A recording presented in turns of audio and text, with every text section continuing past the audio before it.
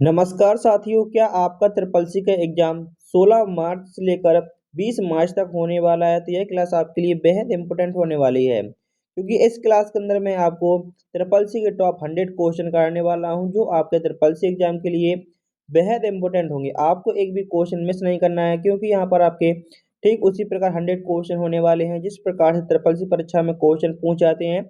Objective question है, true false question है। तो चलिए शुरू करते हैं। आज की क्लास का पहला क्वेश्चन क्या पूछा गया है। क्वेश्चन नंबर 1, कंप्यूटर का आविष्कार किसने किया। फादर ऑफ कंप्यूटर के रूप में किसको जाना जाता है। तो याद रखेंगे, चार्ल्स बेबेज द्वारा कंप्यूटर का आविष्कार किया गया। और आपसे पूछ सकता है कि कंप्यूटर की पहली प्रोग्रामर के रूप में किसको जाना जाता है। तो कंप्यूटर की पहली प्रोग्रामर कौन थे। तो पहली प्रोग्रामर के रूप में एडा लवलेस को। और माउस का आविष्कार किसके द्वारा किया गया था। तो माउस का आविष्कार डगलस एंजल वार्ड द्वारा किया गया था। और पहला स्टोर्ड प्रोग्राम का कॉन्सेप्ट किसके द्वारा दिया गया था। तो पहला stored program concept John von Neumann द्वारा दिया गया था। आप चारों आविष्कारों को याद रखेंगे, क्योंकि आपके एग्जाम में कोई सा भी आविष्कारक पूछ सकता है। अगला क्वेश्चन पूछा गया है, पहला व्यक्तिगत पीसी जो आपका पहला पर्सनल कंप्यूटर किसके द्वारा बनाया गया। तो याद रखेंगे, पहला पर्सनल पीसी हमारा आईबीएम था। किसके द्वारा बनाया गया था। तो आईबीएम कंपनी द्वारा बनाया गया था, जिसकी फुल फॉर्म होती है इंटरनेशनल बिजनेस मशीन। इन्हीं के द्वारा पहला पर्सनल पीसी बनाया गया था। आईबीएम 5150, जो आपका आईबीएम 5150 1981 में इसको जारी किया गया था। अगला क्वेश्चन है, एनिएक पहला इलेक्ट्रॉनिक डिजिटल कंप्यूटर था। जो हमारा एनिएक था, क्या यह पहला इलेक्ट्रॉनिक डिजिटल कंप्यूटर था। तो याद रखेंगे हाँ, इसका आंसर होगा सही। और इसकी फुल फॉर्म पूछ आती है, आप इसकी फुल फॉर्म को अच्छे से याद रखेंगे। Electronic numerical integrator and computer, ये इसकी फुल फॉर्म होती है। आपके एग्जाम में इसकी फुल फॉर्म सीधी सीधी देखने को मिलेगी। एनईए की फुल फॉर्म क्या होती है। Electronic numerical integrator and computer. अगला क्वेश्चन पूछा गया है, यूनिक्स किस उद्देश्य के लिए विकसित किया गया था। जो हमारा यूनिक्स ऑपरेटिंग सिस्टम है, आखिर ये किस उद्देश्य के लिए विकसित किया गया था। गेम खेलने के लिए, डेटा स्टोर के लिए, ऑफिस सॉफ्टवेयर के लिए। तो याद रखेंगे, जो हमारा यूनिक्स ऑपरेटिंग सिस्टम है, इसको मल्टीटास्किंग और मल्टी यूजर के लिए विकसित किया गया। ऑप्शन नंबर ए आपका यहाँ पर करेक्ट आंसर होगा। साथ साथ आपको भी कमेंट करते चलना है, जिससे सारे क्वेश्चन आपको भी याद हो जाएं। और यदि आपने अभी तक चैनल को सब्सक्राइब नहीं किया है, तो चैनल को सब्सक्राइब कर लीजिए और वीडियो को लाइक करके अपने उन सभी साथियों में शेयर कर दीजिए जिनका भी ट्रिपल सी एग्जाम होने वाला है। पूछा गया है, और आप यहाँ पर ये भी याद रखेंगे, यूनेक्स को 1969 में AT&T बेल लैब द्वारा इसको विकसित किया गया। क्वेश्चन ये भी पूछा था कब विकसित किया गया। तो 1969 में AT&T बेल लैब द्वारा इसको विकसित किया गया। इस प्रकार से भी क्वेश्चन आपके एग्जाम में आ सकता है। कर्नेल का मुख्य कार्य क्या होता है। जो कर्नेल होता है, आखिर इसका मुख्य कार्य क्या होता है। तो याद रखेंगे, कर्नेल का मुख्य कार्य होता है हार्डवेयर और सॉफ्टवेयर के बीच इंटरफेस प्रदान करना। हार्डवेयर और सॉफ्टवेयर के बीच इंटरफेस प्रदान करना, ये किसका कार्य होता है। तो ये हमारे किसका कार्य होता है। कर्नेल का कार्य होता है। ऑप्शन नंबर बी हमारा करेक्ट आंसर हो जाएगा। आप यहाँ पर देखेंगे, कर्नेल जो होता है वो हमारे ऑपरेटिंग सिस्टम का मुख्य भाग होता है, और एक कंप्यूटर को चलने के लिए कम से कम एक ऑपरेटिंग सिस्टम की आवश्यकता होती है। अगला क्वेश्चन है, वर्चुअल मेमोरी केवल रैम के बढ़ाने के लिए होती है। जो हमारी वर्चुअल मेमोरी होती है, क्या इसका प्रयोग केवल रैम को बढ़ाने के लिए होता है। तो आंसर होगा फॉल्स, क्योंकि जो वर्चुअल मेमोरी होती है वो रैम की कमी को पूरा करती है, हार्ड डिस्क का उपयोग करती है। तो याद रखेंगे, रैम की फुल फॉर्म होती है रैंडम एक्सेस मेमोरी। इसी प्रकार से आपके एग्जाम में भी क्वेश्चन आएंगे, ऑब्जेक्टिव मिलेंगे, ट्रू फॉल्स मिलेंगे। आपको कोई भी क्वेश्चन कहीं मिल सकता है। आपका पहला क्वेश्चन सही गलत का भी आ सकता है, और पहला क्वेश्चन आपका ऑब्जेक्टिव मीन्स 4 ऑप्शन का भी आ सकता है। और आपके ट्रिपल सी के 100 क्वेश्चन का पेपर सॉल्यूशन आ गया है। यदि आपने वो क्लास नहीं देखी है, तो आप इस क्लास के बाद वो क्लास देख सकते हैं, जिसमें आपको वास्तविक तैयारी के बारे में पता चलेगा। क्योंकि वो 100 क्वेश्चन इस क्लास में भी है, लेकिन वो आपका पेपर सॉल्यूशन है जिसमें 100 क्वेश्चन है। तो यदि आपने वो क्लास नहीं देखी है, तो उस क्लास को आप इस वीडियो के बाद देखेंगे। इस वीडियो के अंत में उसकी लिंक दे दूंगा मैं, तो इस वीडियो को आपको अंत तक देखना है, और पेपर सॉल्यूशन वाली क्लास आपको जरूर देखनी है। लिब्रे ऑफिस राइटर में स्पेलिंग को चेक करने की शॉर्ट कुंजी क्या होती है। तो याद रखेंगे, लिब्रे ऑफिस राइटर में स्पेलिंग को चेक करने के लिए F7 का प्रयोग करते हैं। और आपसे दूसरा क्वेश्चन पूछेगा थिसोरस के लिए किसका प्रयोग करते हैं, तो थिसोरस के लिए कंट्रोल प्लस F7 का प्रयोग होता है। और ऑटो स्पेलिंग चेक करने के लिए किसका प्रयोग होता है, तो ऑटो स्पेलिंग चेक करने के लिए शिफ्ट प्लस F7 का प्रयोग होता है। आपसे 3 क्वेश्चन में कोई पूछेगा, अब आप इनके आंसर लगा पाएंगे। स्पेलिंग को चेक करने के लिए F7, थिसोरस खोलने के लिए कंट्रोल F7 और ऑटो स्पेलिंग चेक के लिए शिफ्ट प्लस F7 कुंजी का प्रयोग होता है। पीडीएफ में एक्सपोर्ट करने का विकल्प कहाँ होता है, आखिर किस मेनू में होता है, तो याद रखें जैसे अपन डॉक्यूमेंट में कोई फाइल तैयार की, आप उसको पीडीएफ के रूप में कन्वर्ट करना चाहते हैं, तो सबसे पहले आप फाइल मेनू पर जाएंगे और एक्सपोर्ट एज पीडीएफ के नाम से आपको ऑप्शन मिलेगा, जिस पर क्लिक करते ही आपका जो डॉक्यूमेंट है वो पीडीएफ के रूप में कन्वर्ट हो जाएगा। तो ऑप्शन नंबर सी आपका यहाँ पर करेक्ट आंसर होगा। अगले क्वेश्चन में पूछा गया है प्रिंट प्रीव्यू का शॉर्टकट कुंजी क्या होती है, जो प्रिंट प्रीव्यू होता है इसकी शॉर्टकट कुंजी क्या होती है, तो याद रखेंगे प्रिंट प्रीव्यू के लिए control plus shift plus O का प्रयोग होता है। और प्रिंट करने के लिए किसका प्रयोग होता है, तो प्रिंट करने के लिए कंट्रोल प्लस पी का प्रयोग होता है। और जो हमारा कंट्रोल आर होता है इसका प्रयोग होता है। राइट अलाइनमेंट के लिए हमारा कंट्रोल प्लस आर का प्रयोग होता है। ये आप तीनों शॉर्टकट कुंजियाँ अच्छे से याद रखेंगे। अगला क्वेश्चन पूछा गया है, क्वेश्चन नंबर हमारा 10, पेज नंबर जोड़ने के लिए कौन सा विकल्प प्रयोग होता है। यदि आप पेज नंबर जोड़ना चाहते हैं तो उसके लिए आपको किसका प्रयोग करना होगा, तो याद रखेंगे सबसे पहले हम इंसर्ट मेन्यू पे जाकर पेज नंबर को इंसर्ट कर देंगे, तो ऑप्शन नंबर हमारा ए करेक्ट आंसर हो जाएगा। अगला क्वेश्चन पूछा गया है, क्वेश्चन नंबर 11, एब्सोल्यूट रेफरेंस का प्रयोग किसके लिए होता है। जैसे कि जो एब्सोल्यूट सेल रेफरेंस होता है आखिर इसका प्रयोग किसके लिए होता है, तो एब्सोल्यूट सेल बनती कैसे है, तो याद रखेंगे जो हमारा डॉलर चिन्ह होता है इसका प्रयोग हो जाता है तो हमारी सेल एब्सोल्यूट हो जाती है। जैसे हमारा कॉलम एब्सोल्यूट हुआ और उसके बाद हमने रो को एब्सोल्यूट कर दिया, मतलब रो और कॉलम दोनों हमारे स्थिर हो गए। तो सेल को स्थिर करने के लिए किसका प्रयोग होता है, एब्सोल्यूट रेफरेंस का प्रयोग होता है। ऑप्शन नंबर ए आपका यहाँ पर करेक्ट आंसर होगा। नेक्स्ट क्वेश्चन पूछा गया है, क्वेश्चन नंबर 12, इम्प्रेस में स्लाइड लेआउट का प्रयोग किसके लिए होता है। जो लिब्रे ऑफिस इम्प्रेस होता है आखिर उसमें जो स्लाइड लेआउट होता है उसका प्रयोग किसके लिए होता है। ऑप्शन ए स्लाइड का डिजाइन बदलने के लिए, स्लाइड का रंग योजना बदलने के लिए, एनिमेशन जोड़ने के लिए, या स्लाइड की पृष्ठभूमि बदलने के लिए। लिब्रे ऑफिस इम्प्रेस में जो स्लाइड लेआउट होता है उसका प्रयोग होता है स्लाइड की डिजाइन बदलने के लिए। ऑप्शन नंबर ए आपका यहाँ पर करेक्ट आंसर होगा। अगला क्वेश्चन पूछा गया है, सबनेट मास्क का प्रयोग, जो सबनेट मास्क होता है आखिर इसका प्रयोग किसके लिए होता है, तो याद रखेंगे जो सबनेट मास्क होता है इसका प्रयोग होता है नेटवर्क और होस्ट के बीच विभाजन। नेटवर्क और होस्ट के बीच विभाजन क्या कहलाता है, तो वो आपके सबनेट मास्क के नाम से जाना जाता है। ऑप्शन नंबर ए यहाँ पर आपका करेक्ट आंसर होगा। अगला क्वेश्चन पूछा गया है, डीएनएस का मुख्य कार्य क्या होता है, तो डीएनएस की फुल फॉर्म होती है डोमेन नेम सिस्टम और इसका मुख्य कार्य होता है डोमेन नेम को आईपी में बदलना। जो हमारा डोमेन नेम होता है उसको आईपी एड्रेस में बदलने का कार्य किसका होता है, तो वो डीएनएस का होता है। और आईपी की फुल फॉर्म होती है इंटरनेट प्रोटोकॉल। पूछा गया है अगले क्वेश्चन में, पिंग कमांड कनेक्टिविटी जांचने के लिए प्रयोग होती है। पिंग कमांड होती है, क्या इसका प्रयोग कनेक्टिविटी जांचने के लिए होता है, तो आंसर आपका बिल्कुल सही हो जाएगा। जैसे मैंने बताया जिस प्रकार से ट्रिपल सी पेपर आता है ठीक इसी प्रकार से आपके यहाँ पर क्वेश्चन होने वाले हैं, ऑब्जेक्टिव और ट्रू फॉल्स इसी प्रकार से आपका ट्रिपल सी का पेपर आता है। तो यदि आपने अभी तक चैनल को सब्सक्राइब नहीं किया है तो चैनल को सब्सक्राइब कर लीजिए और वीडियो को लाइक करके अपने उन सभी साथियों में जरूर शेयर कर दीजिए जिनका भी ट्रिपल सी एग्जाम होने वाला है, क्योंकि कोई भी साथी इस क्लास को मिस ना करे।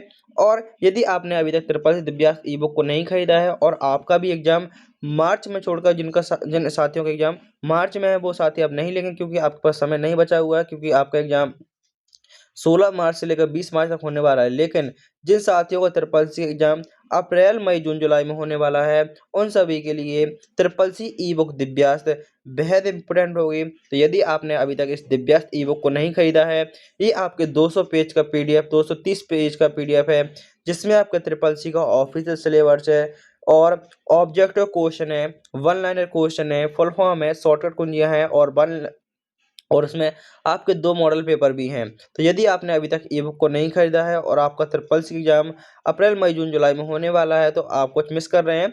आपको यह ई बुक ओनली ₹49 में दी जा रही है। तो आपको ई बुक लेने के लिए दिए हुए व्हाट्सएप नंबर पर मैसेज करना है और आपके पास ई बुक आ जाएगी जैसे ही आप ₹49 पे कर देते हैं। प्रगति पोर्टल का उद्देश्य क्या है? जो प्रगति पोर्टल है आखिर इसका उद्देश्य क्या है? तो याद रखेंगे प्रगति पोर्टल का उद्देश्य होता है सरकारी योजनाओं की निगरानी। ऑप्शन नंबर ए आपका यहाँ पर करेक्ट आंसर होगा। आप यहाँ पर प्रगति का अर्थ देखेंगे, फुल फॉर्म देखेंगे, proactive governance and Timli implementation. Option इस प्रकार से आपसे पूछ सकता है फुल फॉर्म के रूप में। तो याद रखेंगे proactive governance and Timli implementation. अगला क्वेश्चन पूछा गया है डिजिटल लॉकर का मुख्य उद्देश्य क्या है? जो डिजिटल लॉकर होता है आखिर इसका मुख्य उद्देश्य क्या होता है? तो याद रखेंगे जो हमारा डिजिटल लॉकर होता है इसका मुख्य उद्देश्य होता है दस्तावेज को डिजिटल रूप में स्टोर करना।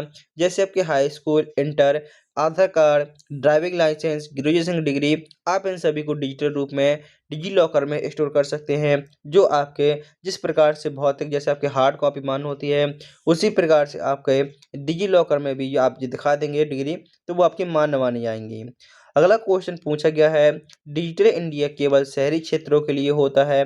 तो आंसर होगा फॉल्स, क्योंकि जो आपका डिजिटल इंडिया है इसका लक्ष्य ग्रामीण और शहरी दोनों क्षेत्रों को डिजिटल बनाना है।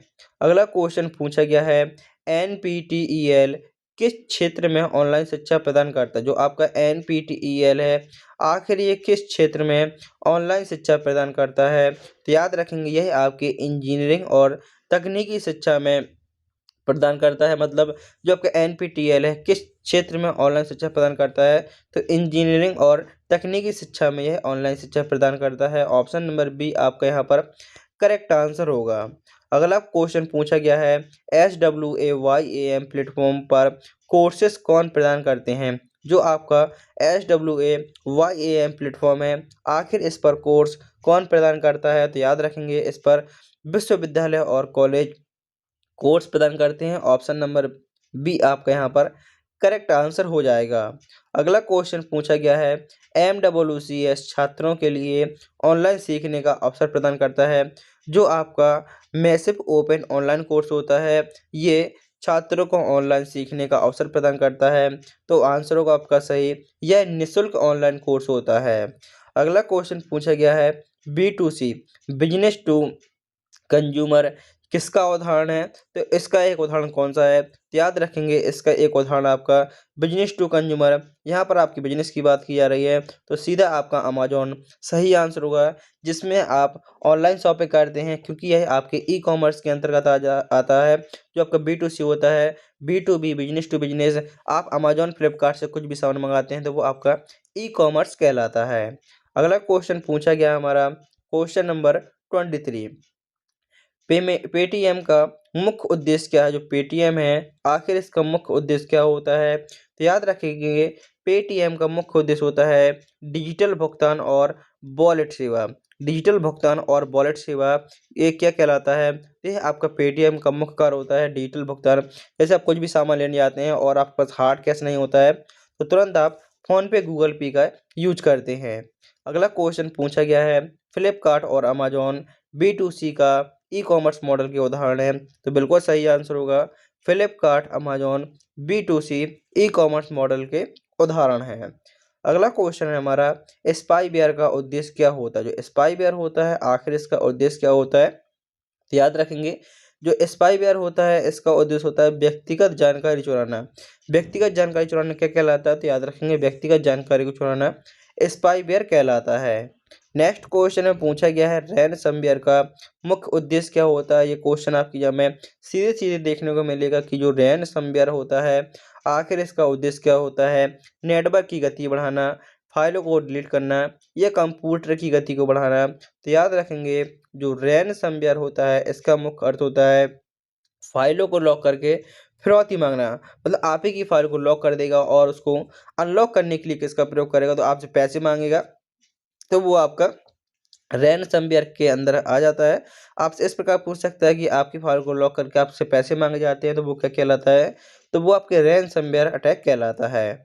अगला क्वेश्चन पूछा गया है एंटीवायरस सॉफ्टवेयर कंप्यूटर को वायरस और मेलवेयर से बचाता है, तो आप कहेंगे बिल्कुल सही, क्योंकि जो हमारे एंटीवायरस सॉफ्टवेयर होते हैं वो हमारे कंप्यूटर को वायरस और मेलवेयर से बचाते हैं। इस प्रकार से इसका आंसर होगा सही। अगला क्वेश्चन पूछा गया है, कंट्रोल प्लस आर का प्रयोग किसके लिए होता है? तो याद रखेंगे, जो आपका जैसे आप ब्राउज़र चला रहे हैं और उसमें पेज को रिफ्रेश करना चाहते हैं, तो पृष्ठ को, जो आपका पेज है उसको रिफ्रेश करने के लिए किसका प्रयोग होता है? तो पेज को रिफ्रेश करने के लिए कंट्रोल प्लस आर का प्रयोग होता है। और आप यहाँ पर F5 का भी प्रयोग कर सकते हैं। F5 के माध्यम से भी आप पेज को रिफ्रेश कर सकते हैं। इसका प्रयोग आप ब्राउज़र में करेंगे कंट्रोल प्लस आर। और जैसे क्योंकि हमारा जो MS ऑफिस, ये लिब्रे ऑफिस में हमारा कंट्रोल आर का प्रयोग होता है राइट अलाइनमेंट के लिए, लेकिन यहाँ पर वैसी कोई नाम नहीं है। प्रिंट करने के लिए पी का, और नई फाइल बनाने के लिए कंट्रोल एन, और फाइल को सेव करने के लिए कंट्रोल एस, और जो कंट्रोल आर होता है इसका प्रयोग होता है पृष्ठ को रिफ्रेश करने के लिए। अगला क्वेश्चन पूछा गया है, SSD और HDD में क्या अंतर है? तो याद रखेंगे, जो हमारी SSD होती है ये तेज होती है और महंगी होती है, जबकि HDD धीमी होती है। दोनों का फुल फॉर्म याद रखेंगे। जो हमारे HDD है और SSD है, सबसे पहले SSD का फुल फॉर्म याद रखेंगे, सॉलिड स्टेट ड्राइव। याद रखेंगे क्या फुल फॉर्म होता है? SSD का फुल फॉर्म होता है सॉलिड स्टेट ड्राइव, और HDD का फुल फॉर्म होता है हार्ड डिस्क ड्राइव। जो हमारी SSD होती है ये तेज और महंगी होती है, जबकि जो HDD होती है वह धीमी और सस्ती होती है। तो अधिकतर SSD को छोड़ HDD का प्रयोग किया जाता है।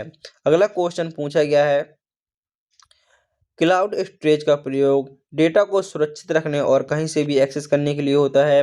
तो बिल्कुल सही आंसर होगा, क्लाउड स्टोरेज का उपयोग डेटा को सुरक्षित रखने और उसको आप कहीं से भी एक्सेस कर सकते हैं, इसलिए इसका आंसर होगा आपका सही। जैसे आपका गूगल ड्राइव हो गया और वन ड्राइव हो गया। पूछा गया है अगले क्वेश्चन में, लिब्रे ऑफिस राइटर में टेक्स्ट को बोल्ड करने के लिए कौन सी कुंजी का प्रयोग करते हैं? तो आप यहाँ पर सारी कुंजियाँ देखेंगे।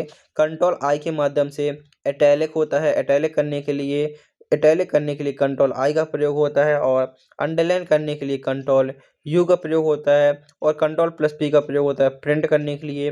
तो हमारे पास एक ही शॉर्टकट कुंजी बचती है कंट्रोल बी, जिसका प्रयोग हो गया हमारा बोल्ड करने के लिए। किसका प्रयोग हो गया? ऑप्शन नंबर हमारा सी सही आंसर को बोल्ड करने के लिए कंट्रोल प्लस बी शॉर्टकट कुंजी का प्रयोग होता है। आप यहाँ पर देखेंगे, कंट्रोल बी का प्रयोग बोल्ड करने के लिए, कंट्रोल आई का प्रयोग इटैलिक के लिए, और कंट्रोल यू का प्रयोग अंडरलाइन करने के लिए।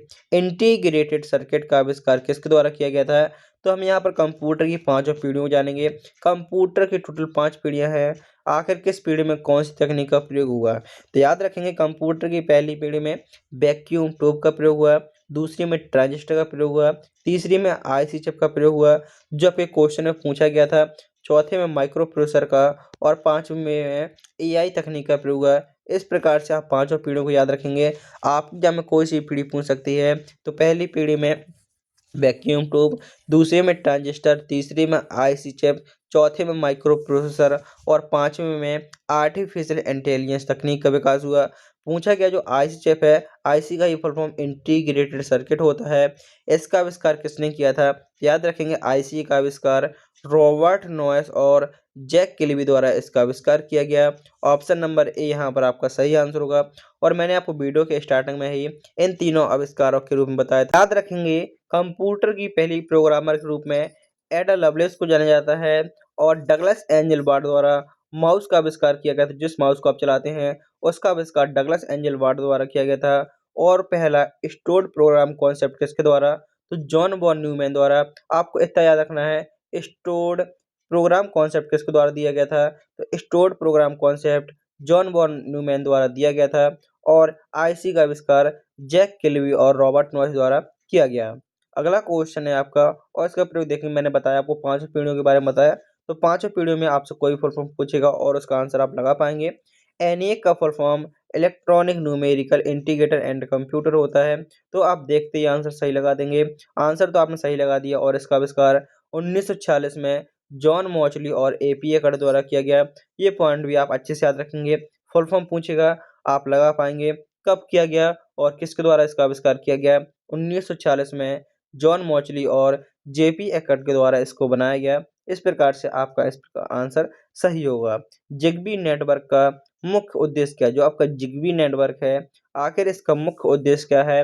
तो याद रखेंगे जिग्बी नेटवर्क का मुख्य उद्देश्य होता है ऑप्शन ए छोटे डेटा पैकेट को लंबी दूरी तक भेजना, नहीं मोबाइल नेटवर्क से जोड़ना, नहीं इंटरनेट से कनेक्ट करना, नहीं जिग्बी नेटवर्क का मुख्य उद्देश्य होता है इंटरनेट ऑफ थिंग्स डिवाइस को कनेक्ट करना, जो आपकी IoT डिवाइस होती हैं उनको कनेक्ट करने के लिए जिग्बी नेटवर्क का प्रयोग होता है।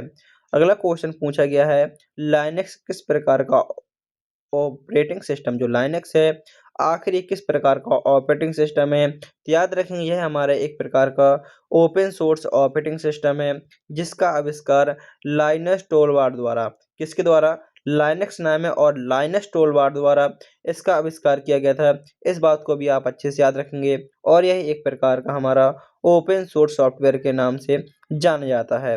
विंडो और लाइनक्स दोनों मल्टीटास्किंग ऑपरेटिंग सिस्टम है, तो बिल्कुल सही है जो हमारे विंडो और लाइनक्स हैं दोनों ही मल्टीटास्किंग ऑपरेटिंग सिस्टम है। मल्टीटास्किंग मतलब होता है एक से अधिक कार्य करना।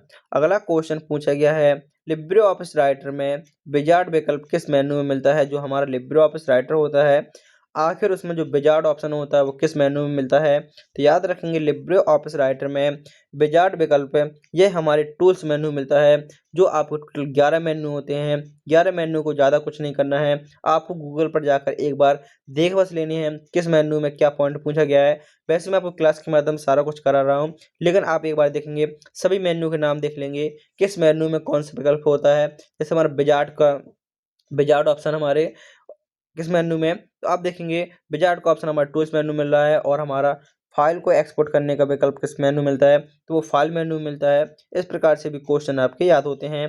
जैसे विजार्ड में आपका लेटर और फैक्स डॉक्यूमेंट टेम्पलेट आदि बनाए जाते हैं।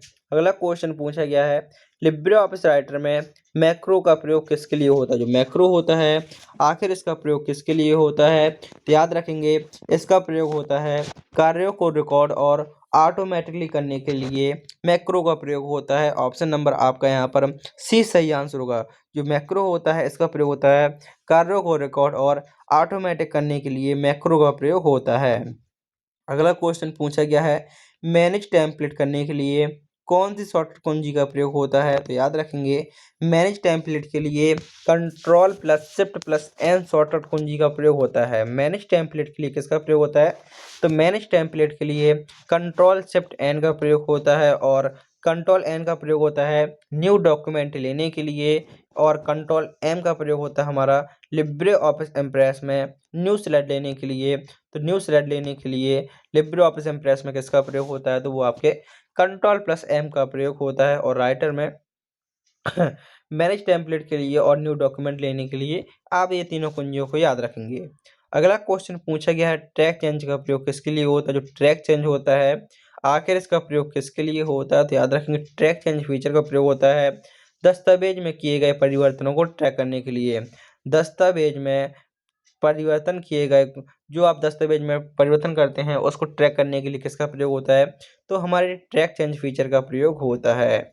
अगला क्वेश्चन पूछा गया है डेटा वैलिडेशन का मुख्य उपयोग लिब्रे ऑफिस कैल्क में किसके लिए होता है, जो हमारा डेटा वैलिडेशन होता है आखिर इसका प्रयोग लिब्रे ऑफिस कैल्क में इसका प्रयोग किसके लिए होता है, तो याद रखेंगे लिब्रे ऑफिस कैल्क में डेटा वैलिडेशन का प्रयोग होता है डेटा की अखंडता को सुनिश्चित करने के लिए। ऑप्शन नंबर ए यहाँ पर आपका सही आंसर होगा। और आप लिब्रे ऑफिस कैल्क में कोई भी फॉर्मूला लगाते हैं तो आपको बराबर चिन्ह का प्रयोग करना होता है और आपसे क्वेश्चन पूछेगा रो और कॉलम कितने होते हैं, तो टोटल आपके 1024 कॉलम होते हैं और 10,48,576 टोटल रो होती हैं। पहला कॉलम ए होता है और अंतिम कॉलम होता है AMJ।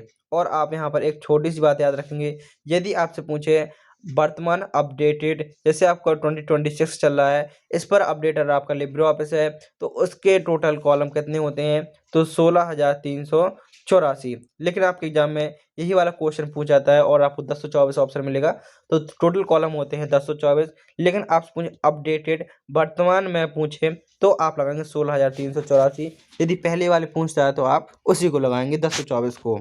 अगला क्वेश्चन आपका पूछा गया है स्लाइड मास्टर का मुख्य उद्देश्य क्या है। जो स्लाइड मास्टर होता है आखिर इसका मुख्य उद्देश्य क्या होता है, तो याद रखेंगे स्लाइड मास्टर का मुख्य उद्देश्य होता है सभी स्लाइड पर समान लेआउट लागू करना। जितनी भी स्लाइड बनी है उन सभी पर एक जैसा लेआउट और एक जैसा डिजाइन लागू करने के लिए स्लाइड मास्टर का प्रयोग होता है। ऑप्शन नंबर ए यहाँ पर आपका करेक्ट आंसर हो जाएगा। अगला क्वेश्चन पूछा गया है पैकेट स्विचिंग का प्रयोग किसके लिए होता है। जो पैकेट स्विचिंग होता है आखिर इसका प्रयोग किसके लिए होता है, तो याद रखेंगे पैकेट स्विचिंग का प्रयोग होता है डेटा को छोटे पैकेट में विभाजित करके भेजने के लिए पैकेट स्विचिंग का प्रयोग किया जाता है। अगला क्वेश्चन पूछा गया है आईपी एड्रेस में कुल कितने बाइनरी अंक होते हैं। जो आईपी एड्रेस होता है आखिर इसमें टोटल कितने बाइनरी अंक होते हैं, तो याद रखें जो IPv4 एड्रेस होता है यह हमारे 32 बिट का होता है। याद रखेंगे आईपी एड्रेस कितने बिट का होता है, तो IPv4 एड्रेस होता है वह हमारे 32 बिट का होता है और इसकी रेंज होती है 0 से लेकर 255 तक इसकी रेंज होती है। इसकी रेंज भी आपके एग्जाम में पूछ सकता है। इंटरनेट प्रोटोकॉल वर्जन 4 ये इसकी फुल फॉर्म होती है। और जबकि जो IPv6 एड्रेस, इन दोनों को एड्रेस को आप अच्छे से याद रखेंगे। जो 6 है वह आपका 128 बिट का होता है और जो आपका IPv4 है यह 32 बिट का होता है। अगला क्वेश्चन पूछा गया है फायरवॉल का मुख्य कार्य नेटवर्क में आने जाने वाले डेटा को नियंत्रित करना। जो फायरवॉल होता है इसका मुख्य कार्य नेटवर्क में आने जाने वाले डेटा को नियंत्रित करना होता है, तो बिल्कुल सही है। जो फायरवॉल होता है यह नेटवर्क को बाहरी खतरों से सुरक्षित रखता है।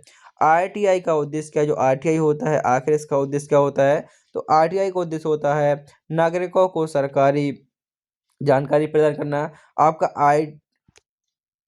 RTI एक्ट 2005 में लागू हुआ। डिजिटल इंडिया के अंतर्गत कौन सी सेवाएं प्रदान की जाती हैं। जो डिजिटल इंडिया के अंतर्गत कौन सी सेवाएं प्रदान की जाती हैं, तो याद रखेंगे शिक्षा, बैंकिंग, स्वास्थ्य, इन सभी की शिक्षा आपके डिजिटल इंडिया के अंतर्गत सेवाएं दी जाती हैं।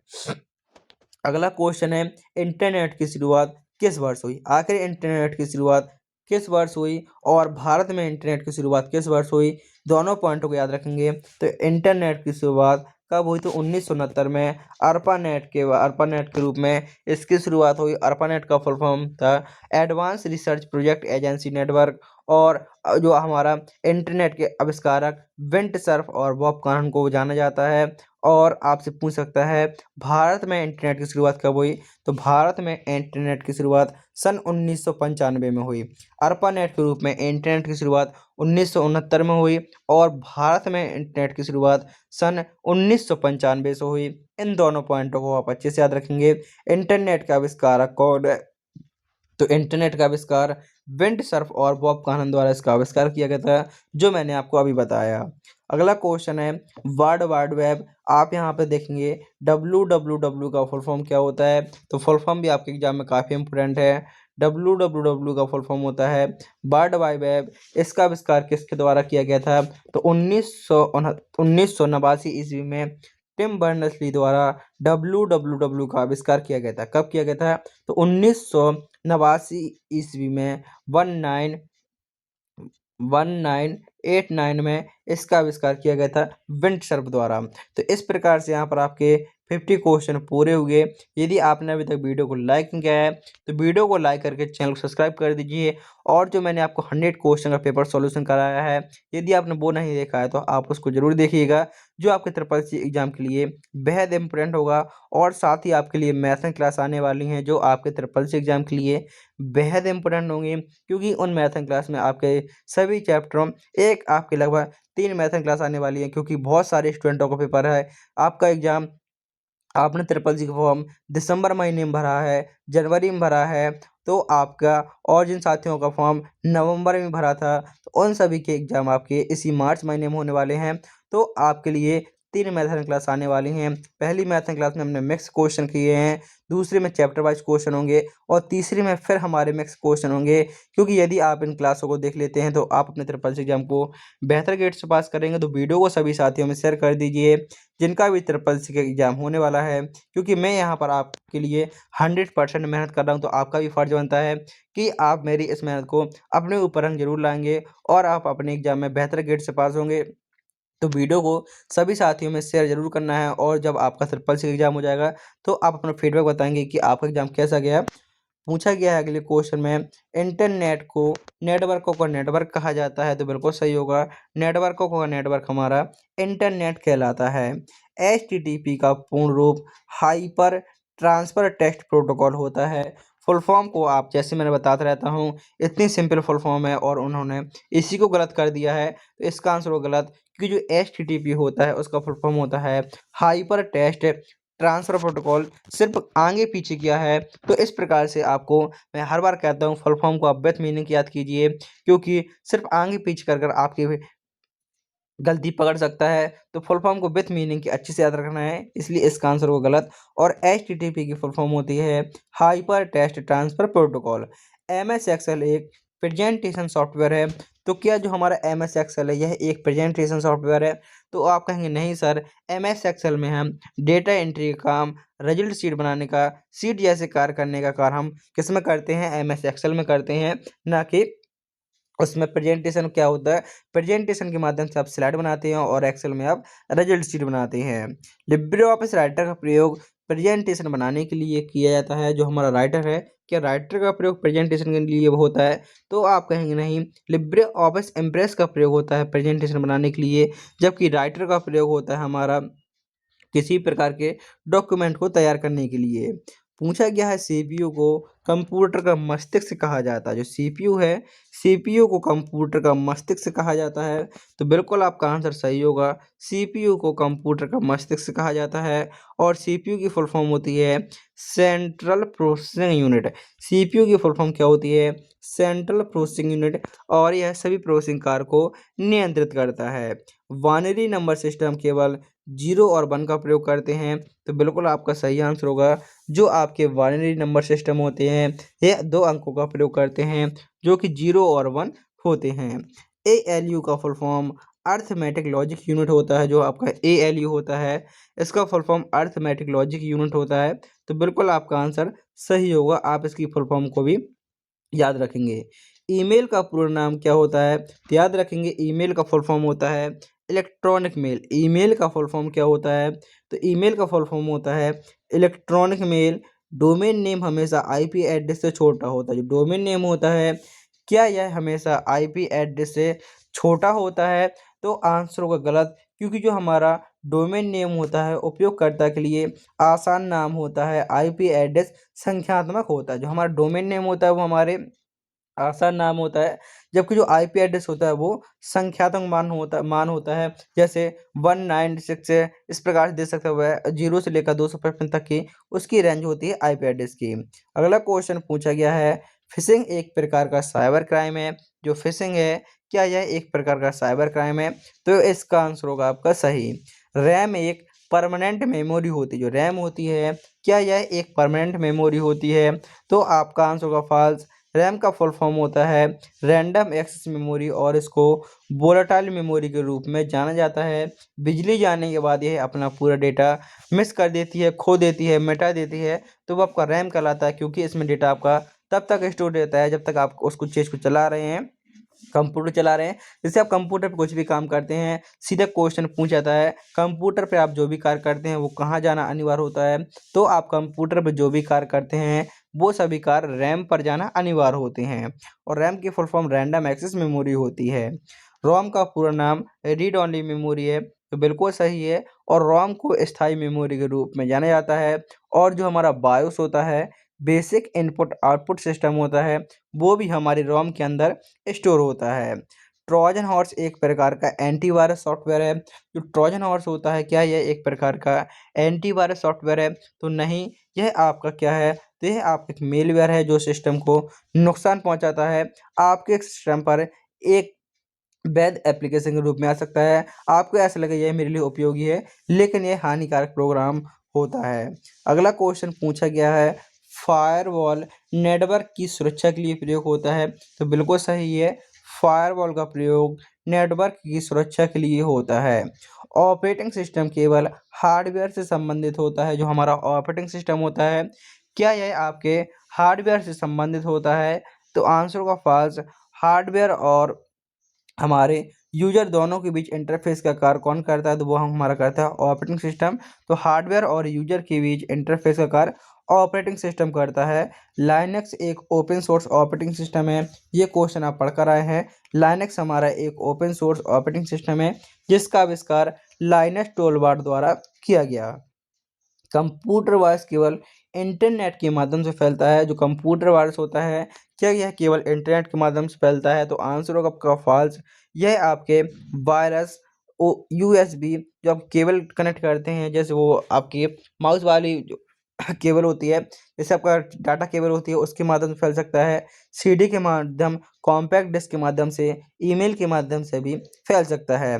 www का पूर्ण नाम वर्ल्ड वाइड वेब, इसका आप अच्छे से जानते हैं। इसका आविष्कार टिम बर्नर्स-ली द्वारा 1989 में किया गया था। ईमेल भेजने के लिए पीओपी प्रोटोकॉल का प्रयोग होता है। तो आंसर होगा फॉल्स, क्योंकि यह प्रोटोकॉल का प्रयोग ईमेल को प्राप्त करने के लिए होता है, ना कि भेजने के लिए। तो भेजने के लिए कौन से प्रोटोकॉल का प्रयोग होता है? तो याद रखेंगे, ईमेल को भेजने के लिए एसएमटीपी प्रोटोकॉल का प्रयोग होता है, simple mail transfer protocol. Email को भेजने के लिए एसएमटीपी प्रोटोकॉल का प्रयोग होता है और प्राप्त करने के लिए पीओपी प्रोटोकॉल का प्रयोग होता है। मॉडेम का कार्य एनालॉग सिग्नल को डिजिटल में बदलना है। तो बिल्कुल आपका आंसर सही होगा। जो मॉडेम होता है, मॉडेम का कार्य होता है एनालॉग सिग्नल को डिजिटल और डिजिटल सिग्नल को एनालॉग में कन्वर्ट करना। यह हमारे मॉडेम का कार्य होता है और इसका फुल फॉर्म होता है मॉड्यूलेटर डीमॉड्यूलेटर। अगला क्वेश्चन है, कंपाइलर हाई लेवल लैंग्वेज को मशीन लैंग्वेज में कन्वर्ट करता है। जो कंपाइलर होता है, इसका काम होता है हाई लेवल लैंग्वेज को मशीन लैंग्वेज में कन्वर्ट करना। ये कंपाइलर का मुख्य कार्य होता है। तो ये हमारे ट्रांसलेटर के अंतर्गत आ जाता है। जैसे आपका असेंबलर हो गया, इंटरप्रेटर हो गया और कंपाइलर, ये तीन आपके क्या होते हैं? ये आपके तीन ट्रांसलेटर होते हैं जो लैंग्वेज को कंप्यूटर की समझने योग्य भाषा में कन्वर्ट करते हैं। ब्लूटूथ को पैन, आप यहाँ पर पैन की फुल फॉर्म याद रखेंगे, पर्सनल एरिया नेटवर्क। और जो ब्लूटूथ के अंतर्गत रखा जाता है, तो आप कहेंगे बिल्कुल सही है, ब्लूटूथ को हमारे PAN के अंतर्गत रखा जाता है, मतलब पर्सनल एरिया के अंतर्गत रखा जाता है, जिसकी रेंज होती है 10 मीटर तक। पीडीएफ का full form portable document format होता है। तो बिल्कुल सही आंसर होगा, पीडीएफ का फुल फॉर्म होता है portable document format. Next question है, यूआरएल का पूरा नाम यूनिफॉर्म रिसोर्स लोकेटर है। जो हमारा यूआरएल होता है, इसका full form uniform resource locator होता है। तो बिल्कुल आपका आंसर सही होगा। क्लिपबोर्ड का प्रयोग डेटा को स्थायी रूप से स्टोर करने के लिए होता है। तो आप कहीं नहीं, क्लिपबोर्ड पे हमारा डेटा, जैसे कुछ हमने कॉपी किया या कट किया, तो कॉपी और कट किया हुआ पार्ट हमारा हिस्सा कहाँ जाता है? तो जो भी आप कॉपी या कट करते हैं, वो हमारा हटाया हुआ हिस्सा या कॉपी किया हुआ हिस्सा क्लिपबोर्ड पर पहुंचता है। और इसमें टोटल आपकी 24 एंट्रियां रिकॉर्ड होती हैं। मतलब आप कोई चीज़, कोई 24 कॉपी कर सकते हैं और 24 कॉपी आपकी एक ही जगह स्टोर हो जाएंगी और आप उनको एक साथ पेस्ट भी कर सकते हैं। तो क्लिपबोर्ड डेटा को स्थायी रूप से, तो आपकी नहीं, यह आपका डेटा को अस्थायी रूप से सेव करता है, इसलिए इसका आंसर होगा आपका फॉल्स। क्लाउड कंप्यूटिंग में डेटा लोकल कंप्यूटर पर सेव होता है। तो आप कहेंगे सर, जब आपका डेटा क्लाउड पर सेव है तो लोकल कंप्यूटर का कोई महत्व नहीं होता कि आपका डेटा लोकल कंप्यूटर पर सेव हो। जीमेल एक सर्च इंजन है। तो आप कहेंगे जीमेल कैसे सर्च इंजन हो सकता है? गूगल हमारा एक सर्च इंजन है, जबकि जीमेल एक ईमेल सर्विस होती है। आईएसपी का पूर्ण नाम क्या होता है? तो आईएसपी का फुल फॉर्म होता है इंटरनेट सर्विस प्रोवाइडर। BIOS का प्रयोग ऑपरेटिंग सिस्टम को बूट करने में होता है। जो हमारा BIOS होता है, बेसिक इनपुट आउटपुट सिस्टम होता है, इसका प्रयोग ऑपरेटिंग सिस्टम को बूट करने के लिए किया जाता है। तो आपका आंसर होगा बिल्कुल सही। ई लर्निंग का अर्थ है ऑनलाइन एजुकेशन है। तो इस प्रकार से इसका आंसर भी आपका सही हो जाएगा, कि जो आपका ऑनलाइन एजुकेशन ई लर्निंग का अर्थ होता है।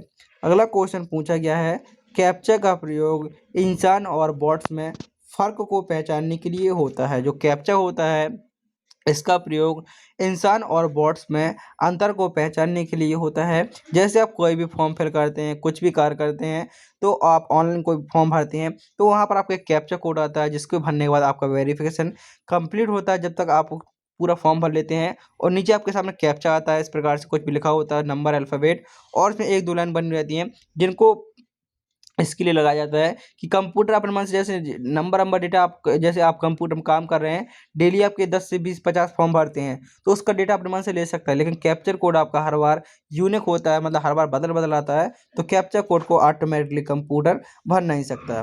पीडीएफ फाइल को एडिट नहीं कर सकते, तो आंसर का फाइल्स हम बिल्कुल ऐड कर सकते हैं। बस एडिट करने के लिए हमारे पास उसके सॉफ्टवेयर होने चाहिए, एडिटर सॉफ्टवेयर के माध्यम से हम उसको एडिट कर सकते हैं। XML का पूरा नाम एक्स्ट्रा मार्कअप लैंग्वेज होता है, तो आप कहीं नहीं, XML का फुल फॉर्म होता है एक्सटेंसिबल मार्कअप लैंग्वेज। XML का फुल फॉर्म होता है extensible markup language. ASCII code character representation के लिए होता है। तो जो आपका ASCII American standard code for information interchange, full form याद रखेंगे, American standard code for information interchange. इसका प्रयोग कैरेक्टर रिप्रेजेंटेशन के लिए होता है। तो बिल्कुल आपका सही आंसर होगा HTML का प्रयोग डेटाबेस मैनेजमेंट के लिए होता है। तो आप कहेंगे नहीं, HTML का प्रयोग होता है हाइपर टेक्स्ट मार्कअप लैंग्वेज। इसका प्रयोग होता है वेब पेज को बनाने के लिए, वेब पेज के डिजाइन के लिए HTML का प्रयोग होता है। जो हमारा बायोस होता है, बायोस का फुल फॉर्म होता है बेसिक इनपुट आउटपुट सिस्टम। याद रखेंगे बायोस का फुल फॉर्म क्या होता है, तो बायोस का फुल फॉर्म होता है बेसिक इनपुट आउटपुट सिस्टम, इसलिए इसका आंसर होगा सही। बैकअप का अर्थ होता है डेटा को नष्ट करना, तो आंसर का फॉल्स। बैकअप का अर्थ होता है डेटा की कॉपी को बनाना, ना कि उसको नष्ट करना। नेक्स्ट क्वेश्चन है, CPU 3 भागों में विभाजित होता है। जो हमारा CPU होता है, आपको ये नहीं देखना है क्वेश्चन आपको ऑब्जेक्टिव या ट्रू फॉल्स है, हमें क्वेश्चन से मतलब होना चाहिए, क्वेश्चन किस प्रकार से पूछ सकता है। तो CPU के मुख्य 3 भाग होते हैं, ALU, CU और MU। ALU का फुल फॉर्म होता है अर्थमेटिक लॉजिक यूनिट, CU का फुल फॉर्म कंट्रोल यूनिट और MU का फुल फॉर्म होता है मेमोरी यूनिट। इसलिए इसका आंसर आपका सही होगा। गूगल DOCS एक ऑफलाइन एप्लीकेशन है। जो आपका गूगल DOCS है, क्या यह एक ऑफलाइन एप्लीकेशन है, तो आप कहेंगे नहीं, क्योंकि यह आपकी एक ऑनलाइन डॉक्यूमेंट एडिटिंग टूल है। फिशिंग में नकली वेबसाइट के माध्यम से यूजर की जानकारी चुरा ली जाती है, तो बिल्कुल सही है। फिशिंग के माध्यम से नकली वेबसाइट, जो फिशिंग होता है वो नकली वेबसाइट के माध्यम से यूजर की जानकारी चुराने का कार्य करती है। तो ये इस प्रकार से आप फिशिंग को भी याद रखेंगे। IPv6 एड्रेस 32 बिट का होता है, तो आप कहें नहीं, क्योंकि अभी अभी हम पढ़ कर आए हैं जो हमारा IPv6 एड्रेस होता है यह टोटल 128 बिट का होता है, और जो IPv4 एड्रेस होता है वो 32 बिट का होता है। हैकर हमेशा अपराधी होता है। जो हैकर होता है, क्या यह हमेशा अपराधी होता है, तो आंसर का फॉल्स। हैकर एथिकल और अनएथिकल दोनों हो सकता है। अगला क्वेश्चन पूछा गया है, पासवर्ड एन्क्रिप्शन डेटा की सुरक्षा का तरीका। जो पासवर्ड एन्क्रिप्शन है, क्या यह डेटा की सुरक्षा का तरीका है, तो आपका आंसर होगा बिल्कुल सही।